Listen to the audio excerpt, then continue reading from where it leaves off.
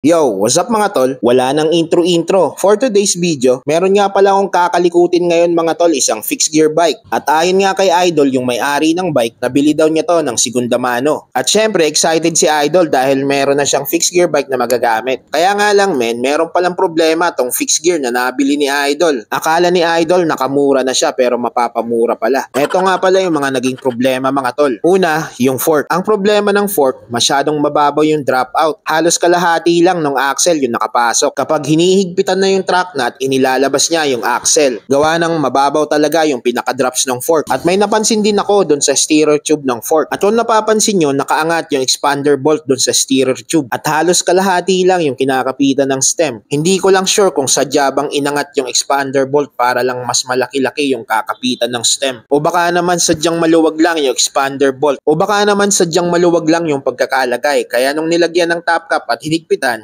kusang umangat yung expander bolt. Ito matindi oh. Inangat ng konti yung expander bolt para lang humaba ng konti.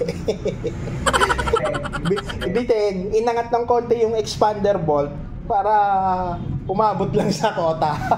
Hindi ko lang sure kung talagang inangat or baka maluwag habang hinihigpitan yung top cap, umaangat. Isa yun yung cause niya. Pagtanggal ko ng stem kanina, nakaangat na to eh. Anyway, para matapos na ang problema ni Idol sa fork niya at bago nga daw namin siya mabudol, napagdesisyonan ni Idol na magpalit na lang ng panibagong fork. At para sa mga ganitong senaryo men, para sa akin hindi na safe gamitin. Wala rin kasi akong makitang pwedeng gawing paraan men. Full carbon kasi yung fork kaya mahirap nang gawan ng paraan men. Mahirap na men, baka madali pa ng taglamig si Idol. Importante kasi men kapag gumagawa tayo or nagme-mekaniko ng bike ay yung safety ng gagamit. Kaya nga ikaw alam kung magaling ang tsamba mo, malakas eh.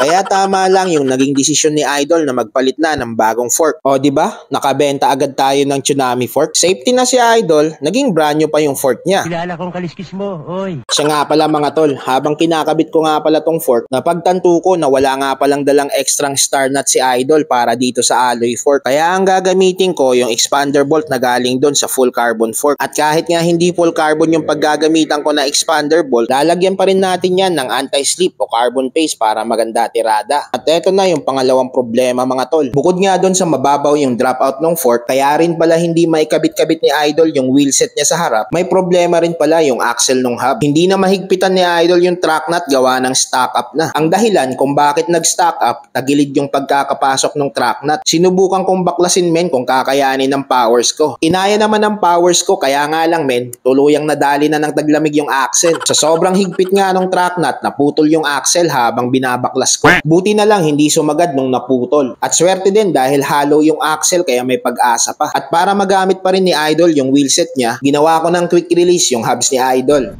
Testing. Oh? Gumana.